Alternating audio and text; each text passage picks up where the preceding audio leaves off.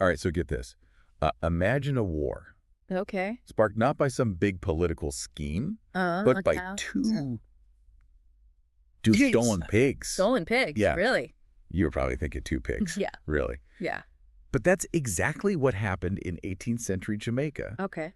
with a group known as the Maroons. Yeah, it sounds incredible, but it's true. Yeah. It gets even more intriguing when you really understand who the Maroons were. Right. These were formerly enslaved Africans who had escaped the brutal plantation system Wow. and carved out their own independent communities in the rugged interior of Jamaica. Okay. They were fierce, resourceful, Right. absolutely determined to defend their hard-won freedom. They were just hiding out, though.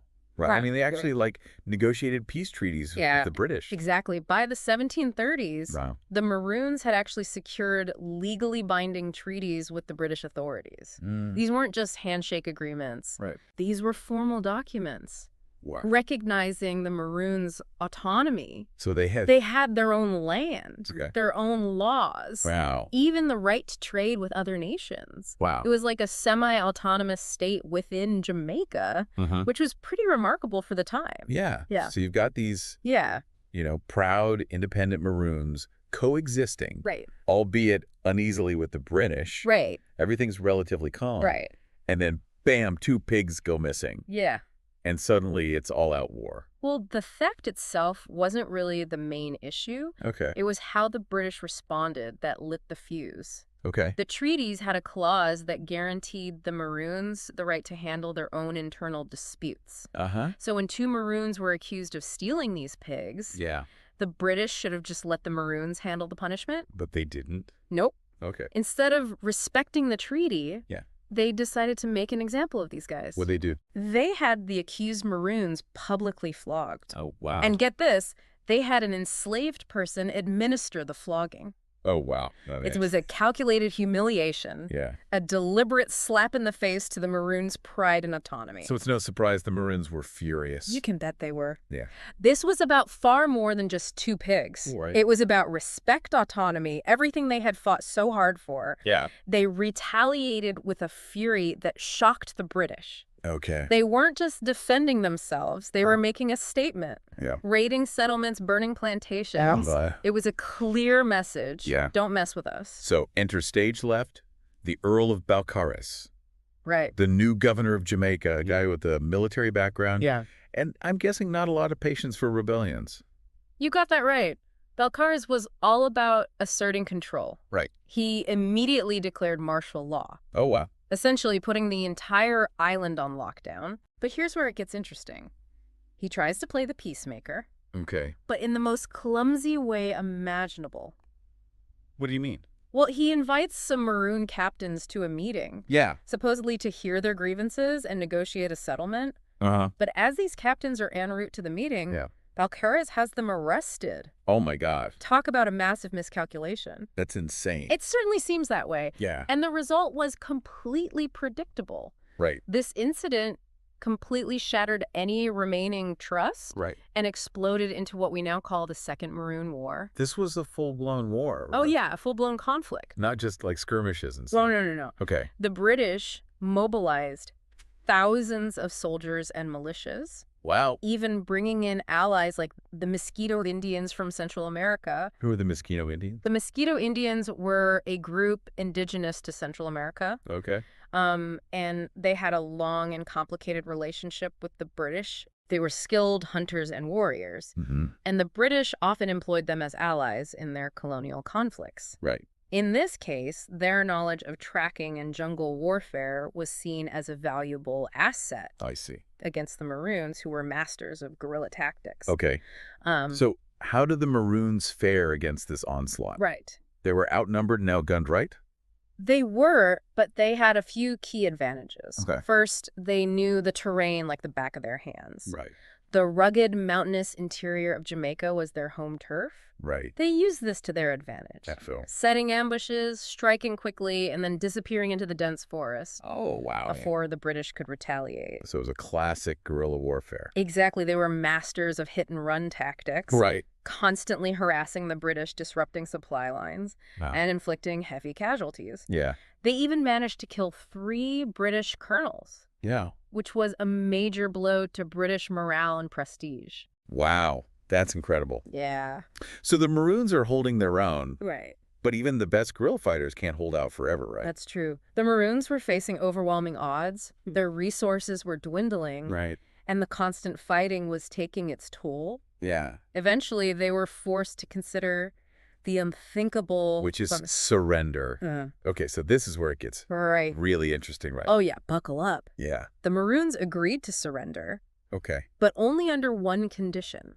What's that? No executions. Mm-hmm. They were explicitly promised that their lives would be spared if they laid down their arms. And the British honored this promise. Oh. I have a feeling I know the answer. Let's just say that the British had a rather flexible interpretation of the word promise. Okay. This is where the story takes a truly dark turn. Uh-oh. A betrayal that would have far-reaching consequences. Don't leave me hanging. Okay. What happened? Let's save that juicy bit for the next part of our deep dive.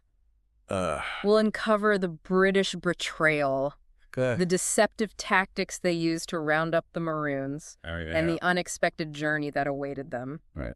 You won't want to miss this. I'm hooked. Good. I'm definitely hooked. Yeah. Okay, I'm on the edge of my seat here. Yeah.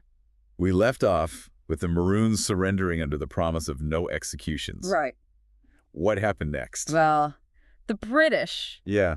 in a move that would make even the most cynical politician blush, went back on their word. They did not. Oh, yeah. They decided to deport the entire Trelawney Town Maroon community. Seriously, after promising them safe passage, that's... wow. It gets worse. Okay. The British used a ridiculously deceptive tactic to round up the Maroons. Oh my gosh, what? They held what appeared to be a friendly tea party. A tea party? Come on. Inviting Maroon leaders and their families to attend. Talk about adding insult to injury. I know, right? Oh my gosh. It was straight out of a spy thriller. What? The Maroons, Yeah. unsuspecting, Right. and hoping for a peaceful resolution, Yeah. showed up for tea and were promptly herded onto ships bound for Nova Scotia. Nova Scotia. Uh-huh.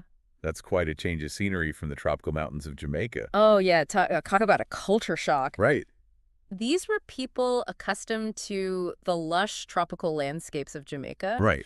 Now they found themselves in a harsh, cold climate. Oh, wow. A world away from everything they knew. I can't imagine that went over well. It was a disaster. The climate was brutal. Right. The land wasn't suitable for their traditional farming methods. Right. And they faced discrimination from some of the existing settlers. Wow. To make matters worse, the promised support from the British government was meager at best. So they traded one form of oppression for another? It's a sad but accurate way to put it. Yeah. But the Maroon story doesn't end there. It doesn't. No. Remember, Sierra Leone was established as a colony for free Black people, Right. including Black loyalists who had fought for the British during the American Revolution. Right. I remember you mentioning that. Right. But what does that have to do with the Maroons stuck up in Nova Scotia? Well, the Sierra Leone colony wasn't exactly a paradise. Oh. It faced its own set of challenges, disease, conflict with local tribes, and even an internal rebellion. So the British were having some trouble keeping things under control. Precisely. Okay. And that's where the Maroons come back into the picture. Okay. The British saw them as a potential solution to some of these problems. Oh, really? Yeah, they figured these were experienced warriors, Right. people who could help stabilize the colony. Wait, so they were sending the Maroons in to quell a rebellion? Oh. Are you serious? That's adding insult to injury? It was a complex situation. Okay. While some Maroons were undoubtedly coerced or pressured into going, others were actually eager to leave Nova Scotia. Yeah, they saw Sierra Leone with its tropical climate Okay. and the promise of land as a chance to rebuild their lives in an environment more similar to what they knew. So it wasn't entirely a forced relocation this time? Not exactly. There were both push and pull factors at play. Right. Some saw it as an opportunity, while others had no real choice. Right. It wasn't a simple happily ever after scenario, though. Right. They faced new challenges in Sierra Leone, Such integrating into an existing Black population with its own cultures and traditions, Right. navigating the political landscape of the colony, and carving out a space for themselves. So what happened? Did they just disappear into the fabric of Sierra Leone? And not at all. Okay. In fact, the Maroons had a lasting impact on Sierra Leonean society. How so? They brought with them their own unique skills, traditions, and agricultural knowledge. Okay. They were also instrumental in helping to quell the rebellion, Right. which earned them some respect and leverage within the colony. But didn't they face challenges Yes. integrating? Sure. I mean, they came from completely different culture. Of course there were challenges, Right. but over time they integrated with other Black communities in Sierra Leone, Okay. contributing to the development of the Creole culture and language. Creole. Yeah. I feel like I've heard that word before. Right. What exactly is it? Creole is a fascinating language that developed in Sierra Leone. Right. It's what's known as a Creole language, Okay. a blend of different languages that emerged from the interactions of diverse groups of people. Okay. In this case, Creole is a mix of English, several West African languages, and importantly, elements of Jamaican patois. Wait, Jamaican patois. Yeah. So there's a direct link between the language spoken in Sierra Leone and the language of the Jamaican Maroons. That's exactly right. That's incredible. It's a testament to their enduring cultural influence, Yeah. even in a land far from their original home. So even though they were forced from their homeland, they left their mark on a new culture thousands of miles away. It is. That's incredible. It speaks to their resilience and adaptability. Yeah. But the story doesn't end there. Okay. Remember, emancipation came to the British colonies in 1838. Right, the abolition of slavery throughout the British Empire. Right? Exactly.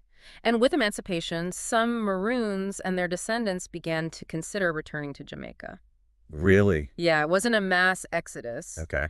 but there are records of Maroons and their descendants making their way back, both independently and through indentured labor programs. So after all that, Yeah. some of them found their way back to where it all began. It's a powerful reminder that even in the face of forced displacement, Yeah. the yearning for home, for a sense of belonging, can be incredibly strong.